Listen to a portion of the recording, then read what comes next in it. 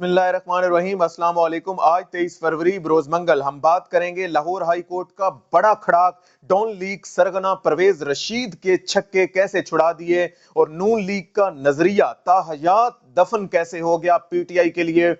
بڑی خوشخبری آج کیا لگی ہے اس کو بھی ہم ڈسکس کریں گے۔ اگر آپ نے ہمارے چینل کو سبسکرائب نہیں کیا سبسکرائب کر لیں، اور آپ کے کوئی سوالات ہوتے ہیں تو کامنٹ سیکشن میں آپ اپنے سوالات پوچھ سکتے ہیں۔ ایک وقت تھا کہ نون لیگ کبھی یہ سوچتی بھی نہیں تھی کہ ان کے کیسز جو لاہور ہائی کورٹ میں یا باقی معزز عدالتوں میں چل رہے ہیں ان کے خلاف بھی کبھی فیصلہ آ سکتا ہے اور انہیں کبھی منہ کی بھی کھانی پڑ سکتی ہے، لیکن پھر توقعات کے برعکس ان پر ایسا ہاتھ بھی ڈلا کہ وہ یاد کرتے رہے کہ کیسے جو ہے وہ انصاف ہوتا ہے۔ میں آپ کو بتا دوں اس سلسلے میں نواز شریف کو آپ دیکھ لیں، سپریم کورٹ سے کیسے ان کی تاحیات نااہلی آتی ہے اور انہیں کیسے جو ہے وہ سزائیں ملتی ہیں جتنے بھی ان پر کیسز تھے، خاص طور پر جو ہے ڈان لیگز کے حوالے سے، اس کے علاوہ جو پاناما کا ایشو تھا اس سے ریلیٹڈ۔ آج جو ہے وہ پرویز رشید کے لیے انتہائی اہم دن تھا۔ پرویز رشید جنہیں کے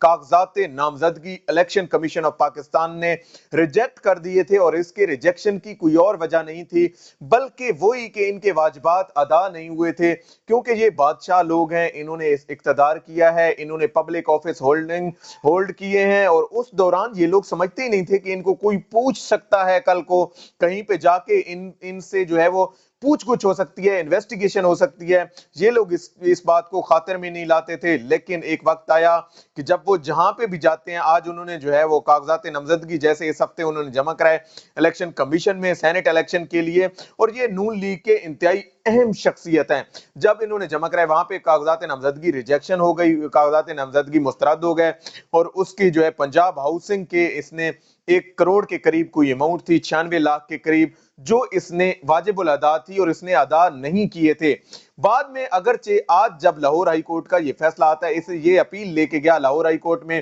اور جسٹس شاہد وحید خان، میں خود ان کی عدالت میں کئی دفعہ گیا ہوں، تو وہاں پہ جو ہے وہ بڑے میرٹ پر یہ کیس جو ہے وہ سنا گیا، اور اس جب انہیں یہاں وہاں سے جو ہے وہ ایپلیٹ ٹریبیونل سے منہ کی کھانی پڑ گئی، تو یقیناً یہ ان کے لیے ایک کسی قیامت سے کم نہیں ہے، اور خاص طور پر نون لیگ کے لیے، کیونکہ مریم نواز کا ٹویٹ بھی آیا ہے اس کے بعد، اور وہ کہتی ہیں کہ نون لیگ کا نظریہ جو ہے وہ پرویز رشید ہے، نون لیگ کا بیانیہ جو ہے وہ پرویز رشید ہے، نون لیگ کا جتنا بھی آپ کہہ سکتے ہیں نعرہ ہے وہ سارا پرویز رشید ہے۔ یقیناً اگر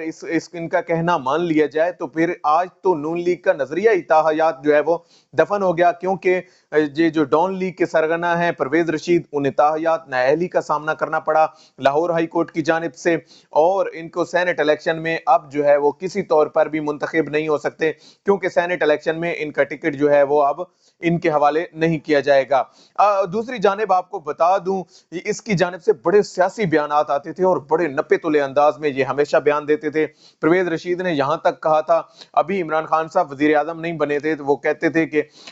ہم جو ہے وہ شیروانی کا بٹن بھی نہیں دیں گے۔ شیروانی سے مراد ان کی وہی ہے کہ جو حلف برداری کے دوران وزیر اعظم پہنتے ہیں، وہاں پہ جو آفیشیل ڈریس ہے قائد محمد علی جناح سے منسوب، اس کا ایک بٹن بھی نہیں دیں گے۔ تو آج تو ان کی مکمل شیروانی اتر کر عمران خان نے پہن لی ہے۔ آج جو صورتحال تھی، میرے خیال میں اس کے بعد پرویز رشید کو کم از کم ایسے بیانات سے معذرت کر لینی چاہیے اور شرمندگی محسوس کرنی چاہیے کہ کیسے انہوں نے غلط بیانی سے کام لیا، اور آج ان کو جو ہے وہ ہمیشہ کے لیے تاحیات سینٹ الیکشن سے جو ہے وہ ہاتھ دھونا پڑے۔ دوسری جانب آپ کو بتا دوں، فیصل وارڈا کے کاغذات نامزدگی پر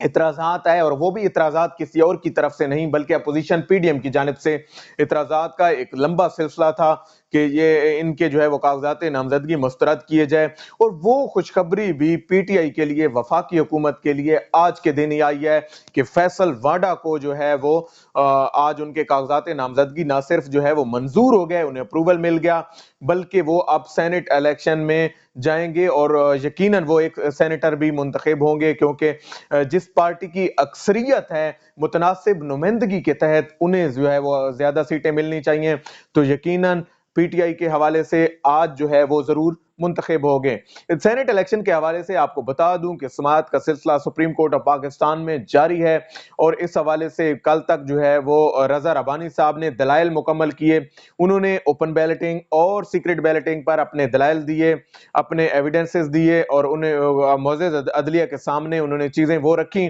جو وہ چاہتے تھے کہ اس حوالے سے ڈیفرنٹ ریمارکس بھی ہمارے سامنے آتے رہے، جیسے چیف جسٹس آف پاکستان نے بھی کہا کہ کیسے جو ہے وہ سیکرٹ بیلٹنگ کی طرف جانا چاہیے یا پھر اوپن بیلٹنگ کی طرف جانا چاہیے، اور انہوں نے یہ بھی کہا کہ کوئی بھی اتحاد جو ہے وہ چھپا ہوا نہیں ہونا چاہیے بلکہ ظاہری طور پر ہونا چاہیے، اور پتہ چلنا چاہیے کہ کون سا اتحاد جو ہے وہ ورک کر رہا ہے۔ اب اس حوالے سے سینٹ الیکشن جو ہے وہ جب سر پہ آن پہنچا ہے، 3 مارچ کو یہ سینٹ کا الیکشن ہونا قرار پایا ہے، اور اس میں ہر ایک پارٹی کی کوشش ہے کہ وہ اس دنگل کو اپنے نام کرنے کی کوشش کرے، اس جو سینٹ الیکشن ہے اس کو اپنے نام کرنے کی کوشش کرے۔ اس حوالے سے پی ڈی ایم خاص طور پر انتہائی متحد ہونے کی کوشش کر رہی ہے، اگرچہ اس کی صفوں میں مزید دراڑیں ہیں، لیکن کیونکہ ان کی رسیاں جو ہے وہ نواز شریف اور آصف علی زرداری کے پاس ہیں، اور یہ لوگ چاہتے ہیں کہ کسی نہ کسی طرح اس اتحاد کو بھی قائم رکھا جا سکے۔ مولانا فضل الرحمان جو کہ نیشنل اکاؤنٹیبلٹی بیورو کے ابھی تک سوال نامہ کا جواب داخل نہیں کرا سکے، اور انہیں جو ہے وہ نیب کی جانب سے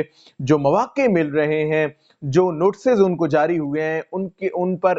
جو فضل الرحمان نے جواب داخل کرانا ہے، پی ڈی ایم کے سربراہ ہیں، آخر انہوں نے سینٹ الیکشن میں بھی جانا ہے، اس حوالے سے یقیناً نیب جو ہے وہ اپنا پنجہ کسے گا اور ان سے جواب طلبی ہوگی، جو جواب ان سے مانگے گئے ہیں اب کم از کم ان کو وہ جوابات جو ہے وہ داخل کرانے چاہیے، دینے چاہیے، اور خاص طور پر جو 26 سوالات پر مشتمل ایک سوال نامہ انہیں دیا گیا تھا جس میں یہ پوچھا گیا تھا کہ آپ اپنی پراپرٹیز سے ریلیٹڈ معاملات کے بتائیں، آپ بتائیں ایسٹ بیانڈ مینز، آپ کے آمدن سے زائد جو اثاثہ جات ہیں وہ کہاں سے آئے ہیں، اس کے علاوہ آپ کے بیٹے کے نام پہ جو پراپرٹیز ہیں، آپ کے فرنٹ مینز کے نام پہ جو پراپرٹیز ہیں، آپ ان کا حساب دیں، اپنے انکم کو ڈکلیئر کریں، آپ اپنے ٹیکس ریٹرنز جو ہے وہ فائل کریں۔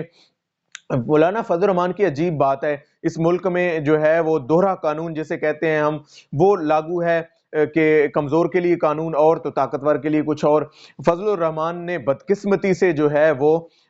اس بات کو چیلنج کیا، اور وہ کہتا ہے کہ ہم کسی کو بھی جواب دے نہیں ہیں، اور میں کسی کو بھی اس حوالے سے اکاؤنٹیبل نہیں ہوں۔ بھائی آپ اکاؤنٹیبل کیوں نہیں ہیں جب اس ملک کا ایک ایک شخص جو ہے وہ اس حوالے سے اکاؤنٹیبل ہے، جب اس ملک کا ہر شخص اپنی آمدن ڈکلیئر کرتا ہے اور اپنی ریٹرن فائل کرتا ہے، ایک خاص بینڈز، ایک خاص اماؤنٹ سے زیادہ اگر اس کی انکم ہے، اینول انکم ہے، تو اس پر اسے ٹیکس فائل کرنا ہے، ٹیکس ریٹرن فائل کرنی ہے، اور جو اس کا بنتا ہے حصہ وہ جو ہے وہ قومی خزانے میں جمع کراتا ہے، متعلقہ ڈپارٹمنٹ میں سبمٹ کراتا ہے۔ اس حوالے سے فضل الرحمان کو کم از کم اتنا حیا کرنا چاہیے کہ وہ ایک پارٹی کے لیڈر ہیں اور وہ ایک رہنما ہونے کا ڈکلیئر کرتے ہیں خود کو، پھر مولانا بھی کہتے ہیں، تو اس حوالے سے ان کا رائٹ تو زیادہ بنتا ہے کہ وہ سامنے آئیں، کیونکہ آخر انہی لوگوں کو، انہی لیڈرز کو لوگ فالو کرتے ہیں، چاہے جتنے ہی صحیح، چند ہی صحیح، لیکن جتنے لوگ ان کے ساتھ ہیں، آخر ایک پارٹی کے لیڈر جو ہے وہ چیزوں کو ایسے لے کے چلیں گے تو پھر ان کے پارٹی کے جو فالورز ہیں وہ بھی چیزوں کو ویسے ہی لے کے چلیں گے۔ آج تک کے لیے اتنا ہی، اللہ پاک آپ کا حامی و ناصر ہو۔ پاکستان زندہ باد۔